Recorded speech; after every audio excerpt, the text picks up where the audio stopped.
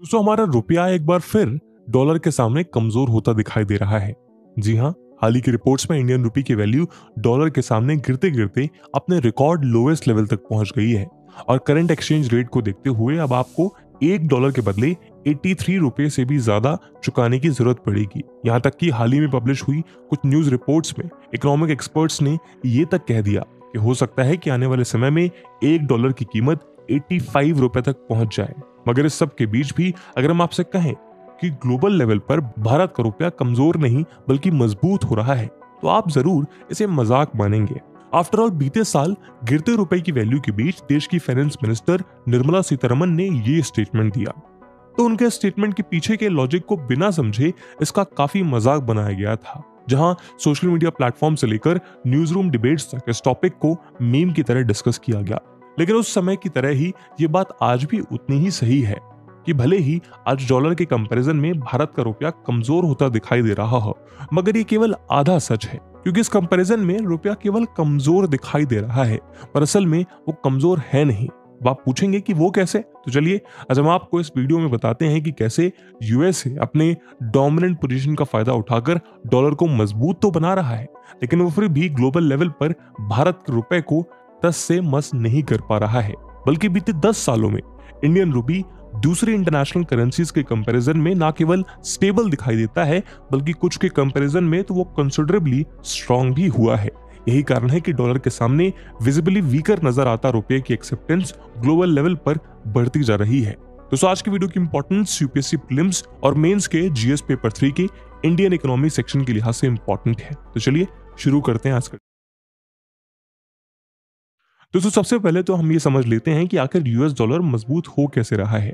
अगर हम इस विषय को गहराई में समझने की कोशिश करेंगे तो हम पाएंगे कि यूएस में बीते लगभग 100 सालों से लगातार ग्लोबल इकोनॉमी में अपनी डोमिनेंस बनाए रखने में इसीलिए कामयाब हुआ है क्योंकि ग्लोबली ट्रांजैक्शन और इन्वेस्टमेंट के लिए most preferred currency US dollar का पूरा कंट्रोल उसी के हाथों में है।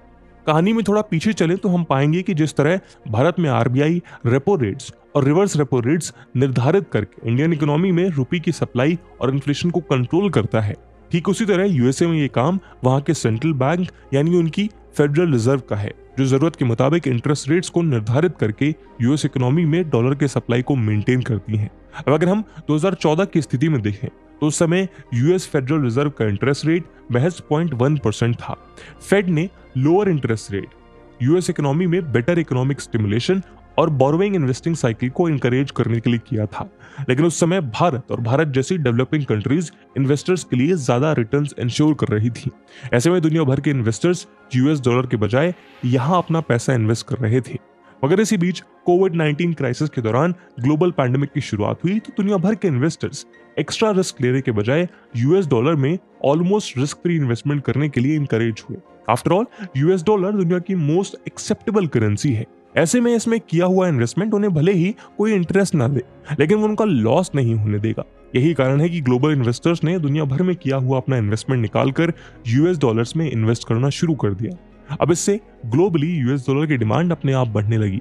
लेकिन यहाँ ध्यान देने वाली बात यह है कि ग्लोबल पैंडेमिक में भले ही यूएस डॉलर की वैल्यू बढ़ रही हो, लेकिन कोविड-19 के चलते लगे लॉकडाउन और इकोनॉमिक एक्टिविटीज से स्टैग्नेशन की वजह से यूएस इकोनॉमी में भी रिसेशन आने लगा था। ऐसे में जैसे ही कोविड-19 के बाद लॉकडाउन रेस्ट्रिक्शंस हटना शुरू हुए तो यूएस सेंट्रल बैंक ने भी इकोनॉमी को एक्स्ट्रा बूस्ट करने के लिए एक्स्ट्रा यूएस डॉलर प्रिंट करके यूएस इकोनॉमी में इंजेक्ट करना शुरू कर दिया। यहाँ तक कि 2020 में फरवरी से जून के बीच महज 3 महीने में ही यूएस फेड ने लगभग $3 ट्रिलियन प्रिंट करके यूएस इकोनॉमी में पंप कर दिए। अब आप भी सोच रहे होंगे कि हाँ ये तो सही बात है, अगर डॉलर दुनिया की मोस्ट सॉट आफ्टर करेंसी है और उसे बनाने की चाबी यूएस फेड के हाथ में है तो फिर वो जितने चाहे उतने डॉलर्स बना लें, इसमें दिक्कत क्या है।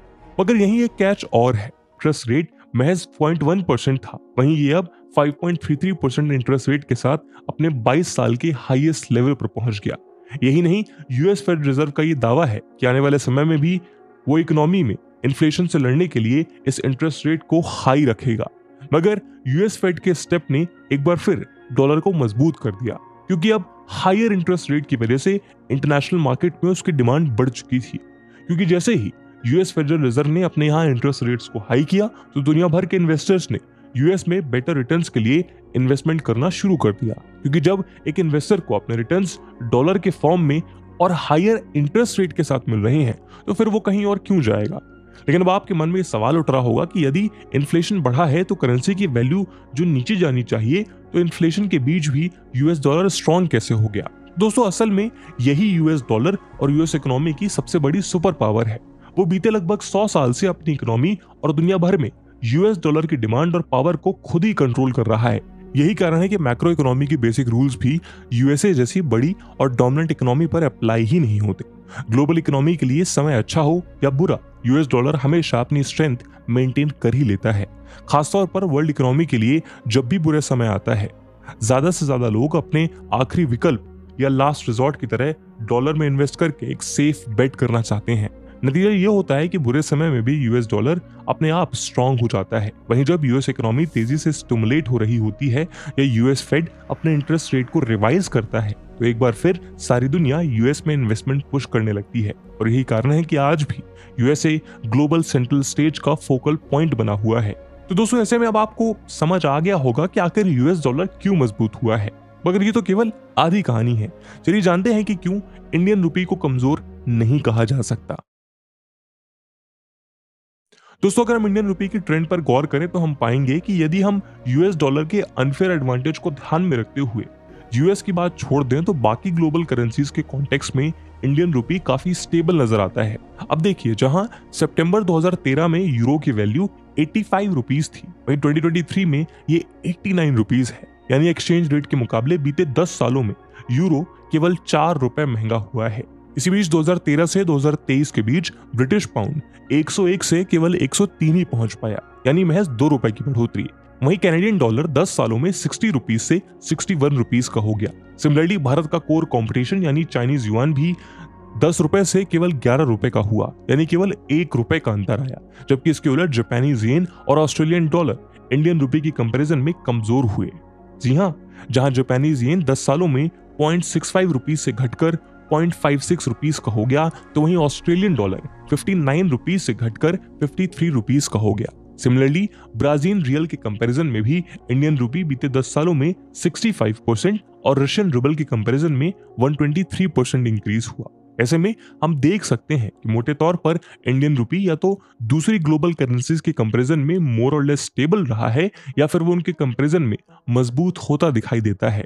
ऐसे में ये बात स्पष्ट हो जाती है कि इंडियन रुपी कमजोर नहीं हुआ, बल्कि यूएस डॉलर मजबूत हो रहा है, और वो भी किसी और की वजह से नहीं, बल्कि स्क्यूड ग्लोबल इकोनॉमिक सेटअप और उसमें यूएस डॉलर की सेंट्रल पोजीशन की वजह से, जिसकी वजह से चाहे यूएस इकोनॉमी में स्लो डाउन आए या ग्लोबल रिसेशन, यूएस डॉलर हमेशा मजबूत ही बना रहता है। ऐसे में आप सोच रहे होंगे कि कितना अच्छा होता यदि इंडियन करेंसी ग्लोबल लेवल पर उसी फोकल पॉइंट पर हो पाती जहां आज यूएस डॉलर है। आफ्टर ऑल, यदि ऐसा होता तो भारत अपने अनुसार मनी प्रिंट करके या इंटरेस्ट रेट्स को कंट्रोल करके विन विन पोजीशन में बना रहता।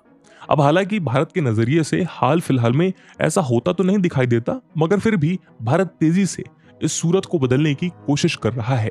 दोस्तों, हर देश की तरह भारत को भी ग्लोबल ट्रेड के लिए यूएस डॉलर की जरूरत पड़ती है, फिर चाहे वो देश की गति के लिए जरूरी क्रूड ऑयल हो, मशीनरी हो या फिर आम जनता के लिए जरूरी कंज्यूमर गुड्स या इलेक्ट्रॉनिक्स का इंपोर्ट। हर किसी के लिए भारत को यूएस डॉलर के रूप में फॉरेन करेंसी की जरूरत पड़ती है।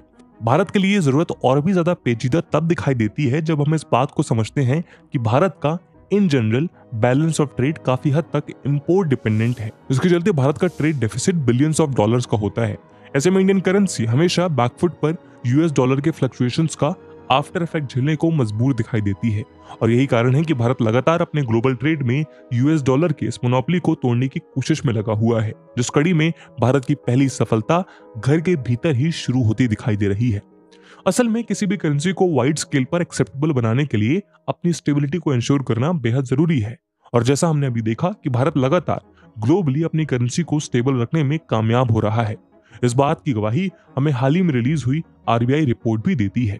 यही कारण है कि अगर हम ब्लूमबर्ग द्वारा प्रेजेंटेड रिपोर्ट्स की माने तो इन्वेस्टर्स के बीच एशियन मार्केट में Indian economy most favourite investment destination बनकर उभरती हुई दिखाई दे रही है, और इसीलिए वो आईएमएफ यानी इंटरनेशनल मॉनेटरी फंड के स्पेशल ड्राइंग राइट्स बास्केट में मौजूद करेंसीज के बीच अपने रुपए को भी शामिल करने की कोशिशों में लगा हुआ है। या हम आपको बता दें कि SDR यानी स्पेशल ड्रॉइंग राइट्स IMF द्वारा क्रिएटेड इंटरनेशनल रिजर्व एसेट है, जो उसके मेंबर कंट्रीज के ऑफिशियल रिजर्व्स को सप्लीमेंट करने में काम आती है। SDR की बास्केट में अब तक 5 करेंसीज को इंक्लूड किया गया है, जिसमें US$, euro, Chinese renminbi, Japanese yen और ब्रिटिश पाउंड स्टर्लिंग मौजूद हैं। यही नहीं, भारत लगातार अपने इंटरनेशनल ट्रेड में रुपी के इस्तेमाल को भी प्रमोट कर रहा है, जहां हाल ही में रिलीज्ड प्रेस स्टेटमेंट में इंडियन फाइनेंस मिनिस्टर ने यह बताया कि भारत 22 देशों से रुपीज में ट्रेड करने को लेकर चर्चा कर रहा है। साथ ही अभी कुछ महीने पहले ही लगभग 18 देशों ने भारत के साथ बायलैटरल ट्रेड के लिए रुपी में ट्रांजैक्शन करने पर अपनी सहमति जताई थी। इसके लिए RBI की ओर से जरूरी सहमति भी दे दी गई है। इसके अलावा Russia, Sri Lanka, Bangladesh, Nepal, Iran, Myanmar इत्यादि के साथ साथ ब्रिक्स के देशों के बीच होने वाले ट्रेड में भी भारत रुपए के इस्तेमाल को तेजी से प्रमोट कर रहा है और अपनी इस कोशिश में हाल ही में ब्रिक्स में शामिल हुए UAE के साथ अपने ऑयल परचेज के लिए पहली बार इंडियन रुपी में पेमेंट किया है। ये भारत के लिए एक ऐतिहासिक जीत इसलिए भी है क्योंकि यहाँ हमें याद रखना चाहिए कि 1950s और 60s में इंडियन करेंसी ही मिडिल ईस्ट की ऑफिशियल करेंसी हुआ करती थी। ऐसे में इंडियन रुपी के बढ़ते कदमों को देखते हुए यही समझा जाता है कि आने वाले समय भारत का ही होने वाला है, जहां जैसे जैसे ग्लोबल ट्रेड और वर्ल्ड इकोनॉमी में भारत का डोमिनेंस बढ़ेगा, भारत का सिक्का भी अपने आप चलने लगेगा। इसी उम्मीद के साथ दोस्तों आज की वीडियो को यहीं समाप्त करते हैं। इस वीडियो की इंपॉर्टेंस UPSC मेंस में देखते हुए एक सवाल हम आपके लिए छोड़कर जा रहे हैं, जिसको आपको कमेंट सेक्शन में आंसर करना है। The question is, how can India enhance the role of Indian rupee in global trade and reduce its dependency on the US$? And with this question my friends, that's it for the video. I hope आपको video पसंद आई होगी और अगर पसंद आई है तो अपने दोस्तों के साथ शेयर करना मत भूलिएगा। हम मिलते हैं अगले वीडियो में, तब तक के लिए जय हिंद, जय भारत।